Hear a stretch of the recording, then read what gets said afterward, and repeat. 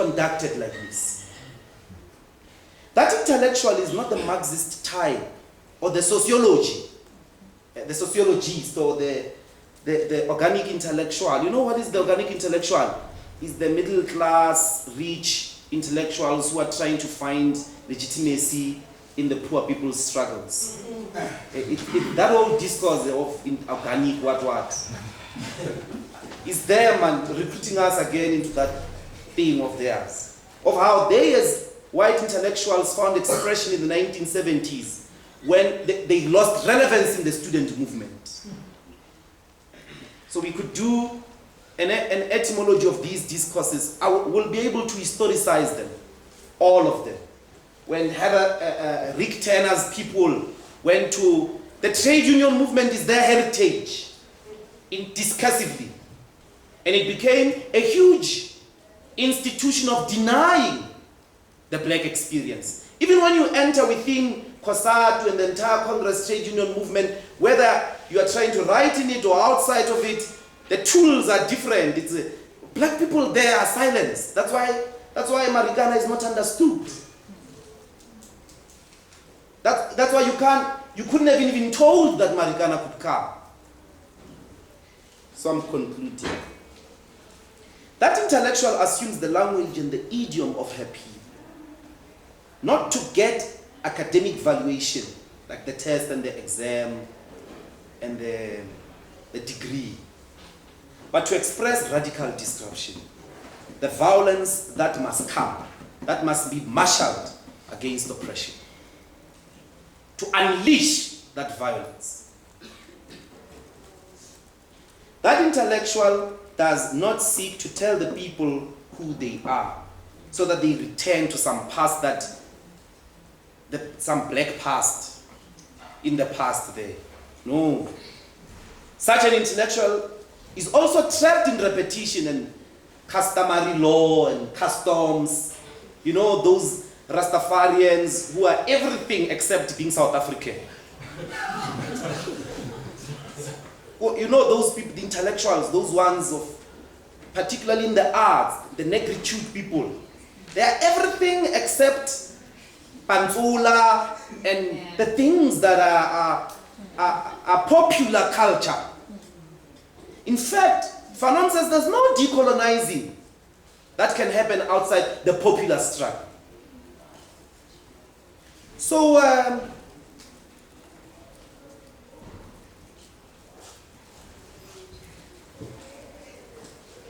that intellectual does not seek to tell the people to turn to a past. Such an intellectual is also not trapped in repetition. That intellectual is not a Bantu education intellectual. This is a realm of advanced Bantu production, this university we're in. So as Fanon puts it, to fight for decolonization means, in the first place, to fight for the liberation of the people, that keystone which makes building of culture possible. What this means is there is no fighting for decolonization or decolonizing the university which can develop outside or apart from the popular struggles. You must name them. The struggles for land, the struggles for free education, the struggles for water. That painful struggle where black people are asking power to give them toilets so they can shit decently. That embarrassing, humiliating protest. And the reality of we want to shit decently. There's no university, new knowledge that can define new humanity, that can find a new humanity that happens outside those struggles. The struggles for housing, the struggles for minimum wage, the struggles for the decommodification of life. The rest is a repetition of what is wrong about capitalist modernity, which was in the first place, it's a movement of Pythagoras from Egypt to Greece. That movement of Pythagoras from Egypt to Greece gives birth to mathematics as something in and of itself. Not mathematics as a way of the religious, the architectural, of this unified life, of culture. No, that Greek thing of things that are in and of themselves, if I think, therefore I am. And their whole religion that imagines Apollos is out there. You know, the Egyptians, they want to become gods themselves. But the Greeks, they want God outside. So, the struggle, the picket lines, that's where a new university is going to come from. It's going to come from the picket lines, from the struggle. Not our teas, not our water, not our comforts. Not in the literal sense that we can't talk, we can't theorize. I'm not meaning that. But this represents a certain type of university which is still committed and which divorces us. It's even in the city. Last point. You must look at the protest movement of the fees must fall. When the Bantu universities joined. In the beginning it was the VETs and the UCTs. And then when the violent township universities joined, those Bantu universities, no one wanted fees must fall anymore. The smart ones, the us who come from here, started seeing the difference, started meeting the real black with her prejudices, her violence, and her unapologetic, her normalness with violence. Hey, we're like, hey. We're rejecting them. Oh my God. Because the very radical black discourse that is dominating at the moment has not met the black. Has not met the black. It is shocked every time it meets the black. It may even go and be officially hired by the Guptas. Thank you.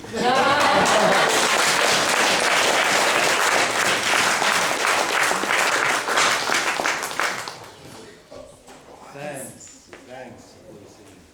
Right, open to the floor.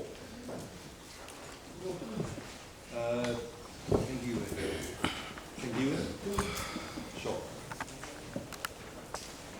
Okay, mine is not really a question, but it may be a question to Zimitri, but drawing from what Mbuyiseni has been saying. So my question to you, Zimitri, would be, from a staff perspective, then how do we take our boardroom discussions, the conferences and everything? I mean, we're doing beautiful work in here. So my question would be, how do we take it out and make sure that we realize this maybe supposed dream of decolonization, if it will ever exist? I'm saying this because, you know, in all our struggles, and I'm glad we said that you say your experience now, and then 6 years after, I have the same experience with the same person. The only difference between us is that you deregistered and left and I didn't. I decided to stay. And then with fees must fall and everything, and then Zimitri, for you, we have these very progressive academics who say you can't fight for fees. You can't fight in a way that you're shutting down, you're doing this, A, B, C, and D. You must engage. I mean, what we've been doing throughout has been engaging, and I think that's how the country was solved anyway, through this form of engaging. So how do we take these engagements, these discussions outside of the boardrooms to make sure that we achieve decolonization in this university?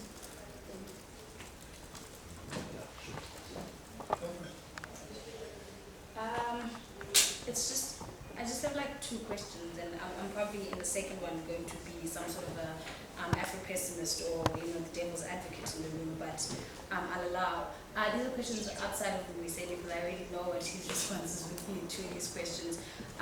But when you look at Africa in the modern world today, for me, I've noted that we're in contact with a civilization that is more individualistic, right? That is individual-based. And for me, the first question becomes, how do we get the benefits of a European society, benefits that have been brought about by an organization based upon the individual, right, and a system that's based on the individual, and yet retain Africans' own structure of society in which the individual is a member of a kind of, fellowship. You spoke about the individual earlier, and I'm just very curious to find out in the project of decolonization, when the individual becomes, the alpha and what is considered to be important, how do you then bridge that with the European society? And then my second question becomes, I'm very confused. I don't understand what the purpose and point of decolonization is supposed to be. I don't understand what the purpose and the point of transformation is and is meant to be. Because from my understanding of decolonization, and I mean, I've looked at as many dictionaries as I possibly can to find the definition, and the only one that I can find is it's the removal of the domination of non-indigenous forces within the geographical space and different institution of the colonized. And then it speaks about decolonizing the mind from the colonizer's ideas that made the colonizer seem inferior. So my question then becomes, with decolonization and the process, to what extent are we decolonizing, and why do we want to decolonize? Because even in decolonizing and saying that we no longer want to read only European literature, we want African literature, but that very same African literature itself its foundation is European society and European norms. Even our subconscious and conscious self is one that is constantly in battle with the European or the westernized individual that has been bred and has been indoctrinated into us. So when we do decolonizing, I do read Nyerere, for an example, and I do read Miriam Abai and all those other great African writers. I still dream in English. I still, interact to a large extent. If I knock my foot against the table, the first that comes to mind is shit. And I have a problem with the fact that I say shit, not because I'm swearing, but because I can't find another way of expressing how I feel outside of a colonial set of instruction, right? A colonial language. So when we decolonize, what are we decolonizing? Because Mbuyiseni speaks about, a violent substitution. Is decolonization a violent substitution that comes through the process of a revolution, where at the end it is us or them? Or is decolonization just to say, okay, fine, you know what, I also want to read my own literature. I'm just going to ask the master if I can use, a fork instead of my hand to eat at the dinner table that he's invited me to. So it's just those two questions. Right, thanks a lot. I just want to make one or two comments and then ask a question. I'm very worried about this fascination with France Fanon. It's truly worrying. It seems in itself as well, if I may be Greek for a moment, according to Ndlozi, a mimicry. When do we get beyond Fanon and start writing our own books for our own generation? He wrote for his generation. That was his generation. He was a psychotherapist or psychiatrist or whatever he was, in France and all those colonies, but he wrote for his generation. I'm too much ever saying, you don't like someone's story, write your own. When are we writing the story of this generation? Second comment is, I think the first responsibility of an intellectual is honesty. When Carl Rogers was booted out of Harvard in the last century, it was because he said the professor standing there, and he was a professor, does not know any more than the student sitting in the lecture hall. And by that it means the problem with the academy is that it thinks its only responsibility is to be academic. And that's not its only responsibility. Not only must it reflect society, in some instances, it must lead society. And that connects to my problem with the fascination. In other words, the hyper-fascination with Fanon. When do you stop Madame Defarge from getting everybody to be guillotined? When do you start a new conversation? When do you start renewing, even the renewal? Most of us have the fallacy or the illusion that transformation is going to be completed in our generation. I think that's very arrogant of us. We're a part of a continuum. These struggles started before I was even born, before I even knew who I was, before even this institution existed. And they will go on. Maybe one day it will be white people complaining about black people being in charge, being somehow of a hegemony. They'll be complaining about the black hegemony. They'll be saying, perhaps we need a new way of dealing with black power, in the same way that black people now would speak of so-called white power. And I think in any situation, to close off my comment before the question, is that in any situation where you find the oppressor and the oppressed, it is invariably the oppressor who is savage, never the oppressed. Because it is savage to oppress anybody because of how they look. It makes no sense. It is made to make sense, but it actually makes no sense. And therefore you find in this situation where there's an intellectual violence that happens to black students at the moment. And to them I would say that someone who I forget, I read the book when I was a teenager, said people who've never been to war always want to wage war. And those who've been to war and have seen the ravages of war want nothing to do with war. And those who are better, knowledgeable than I am will remember who said that. I can't remember offhand. And my question is the fascination with Fanon constant repetition of Fanon stagnation of this very struggle for which we use Fanon to wage?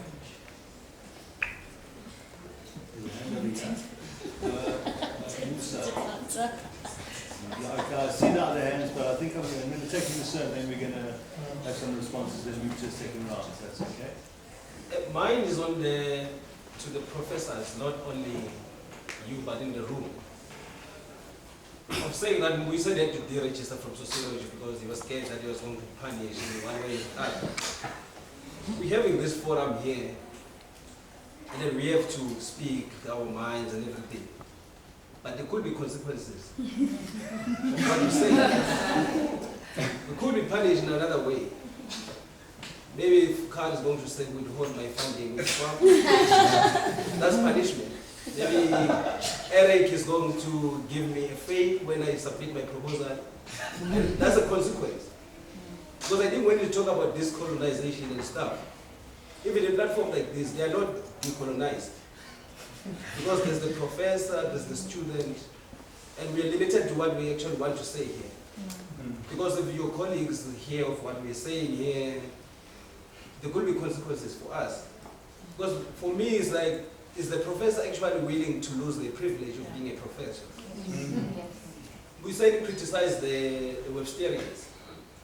And instead of him having a debate with the web study master, he's not afforded that opportunity to debate with Webster because of the fact that Webster is a professor and stuff. I just went upstairs to the toilets. There's men stuff, meaning that's the professors, that's where they should go. Is Eric willing to lose that privilege? Yeah. We talk of this and shitting. A professor is willing to actually share that space with us. Because these are your privileges you have as professors. That's why we also want to mimic you, become the next Fanon, the next Eric, because of the fact of the privileges that you see that you have.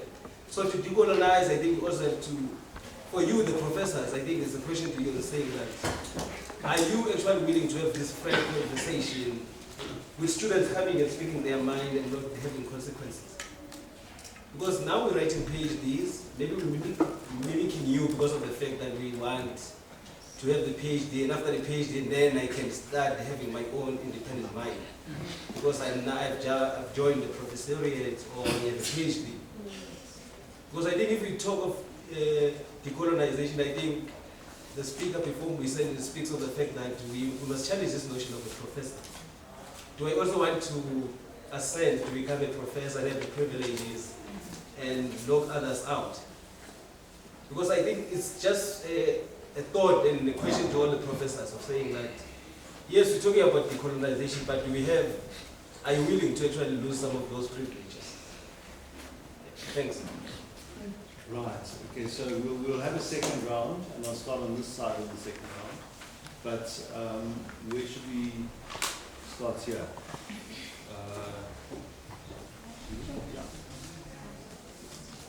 I think, Catherine, the point I was trying to make it in terms of the individual, right? I didn't get to say the point clearly is that, sorry to the gentleman next to you, I'm going to invoke Fanon again. Fanon speaks of how to understand the black, you have to understand both the ontogenic and the phylogenetic, right? The individual and the species. And the danger of the collapse is that that's what's been used, right, to put blacks in that perverse position of non-being, right? That collapse between individual and species. And in fact, Fanon's answer is that we need a sociogenic process. Read forces as they exist, right? So this isn't a characteristic of individuals, right? Like you get an inherent characteristic of individuals or of species, but it's something that we read from the world as it is, right? So it's those human beings who bring these things into existence rather than a pre-description of what it means to be an individual or a species, etc. Right? So that's the point I was trying to make about the collapse into individuals. Is there any other question for me? What is the point of decolonizing us then? I mean, I think your question is a very contradiction that we've been trying to grapple with, right? The tools that even someone like Fanon was, you know, a student of Sartre, like the tools that even the people we're using are steeped within a Euro canon, right? So what does it mean then for us to reproduce our politics with their politics? And that's, I mean, the only thing I'll agree with the gentleman next to you on is that we have to be redefining as we participate in activism, etc., right? There is no decolonial space that we can already tell what it is that it looks like, right? But as we engage in modes of resistance, that space then becomes existent. And I think, in all fairness, there's very few people I know who use Fanon without critique or revision, right? And so to say that it's just that, you know, we're just applying someone who wrote in a different time and different space isn't true. Like most people I know who use Fanon are extremely critical of Fanon, right? So what is it can we take from Fanon, but also how is it that Fanon is limiting to us? So I mean, I find no problem in the use of Fanon in the same way that we use other people who have problematic elements as well. The intellectual work we have to do is to create the type of framework in which we see ourselves in, right? And we're not going to find it or adopt it from anyone else or any other time or space, which doesn't mean then that there aren't things that we can find useful in that as well. No. You see, you must read everyone. It's not a problem. You must even read Jesus Christ. That's not a problem. I think we're missing the point. It's actually very worrying, the extent to which you're missing the point, which is exposed in your second question about what the first nation of Fanon brings. And it's some unfulfilled hunger for war, which you collapse with violence. You think there's a violence and war is the same thing. No, there was a lot of violence here in South Africa. A lot, I know that. I lived in one of the most violent areas in the Valley. It's not true. It's ANC propaganda that the MK did not come, so that's why they can't admit that there was war. There was a people's war. People fought with a lot of tools, their bodies, petrol bomb, stones, and tires, often tiring each other as well, against the betrayer who betrayed the struggle, and so on and so forth, or the mistaken betrayer, the witch. And there are all types of interpretations. Now, I don't want to leave here with a message that I didn't make it clear. Must read, everyone. You must just not allow a situation where the only value is given is the one that keeps and maintains the status quo. That's what That's why we love Fanon. Those of us who are fascinated by Fanon. It's the truth. But the agitation, he's our path from the university to the township. Yeah, there aren't many paths. Steve is one of them. There's a whole set of paths back to black people, and there are very few. I'll be happy to, and then also there's a misconstruction of generation. You know, the thing about ideology, as you know, is not historical. So, I mean, to think that Fanon is irrelevant, that's what you mean, isn't it? Which is what, it's worrying because that's what everyone tells us in the university. Last time I was here, a certain professor was saying, no, this fascination with Fanon and Biko, for him it was Biko. Just go to the 1970s if you are proper students of history. Everything that Biko raised, there's a counter argument against it. And you will see, as you do that, you'll find superior logic. And that superior logic is like different versions of Marxism, Trotskyites, Leninists, and you know, there's much bigger. So, and violence is characterizes the everyday life of black people. When black people, that's what the students need to think about. The fees must fall people. Why were they so disrupted by those township people? Because that's how in the township, when people do struggle, they burn library, and then that's what happens there. So Bona, they had been conducting struggle without burning anything. Like in a nice way. It was very nice, by the way. They were not even burning things here. Now I was shocked. Nothing wrong with burning things. I mean, I never burned books. We used to sit and say, what must be strategically burned? And we went for the Vice Chancellor's car. And then we pressed it, tires, we vandalized it, for an example. Must not, if you are in struggle, that's not the conversation. It's your conversation, yeah. Violence is always, we're going to fight and we know what we're fighting for is going to be opposed by people with guns. You don't go there and do a cross like this. People don't do that.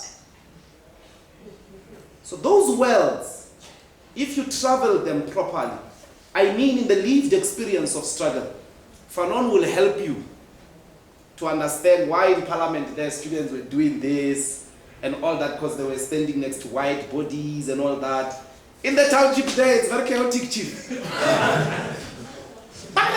We're fighting for water. And we've been asking for that water for a while.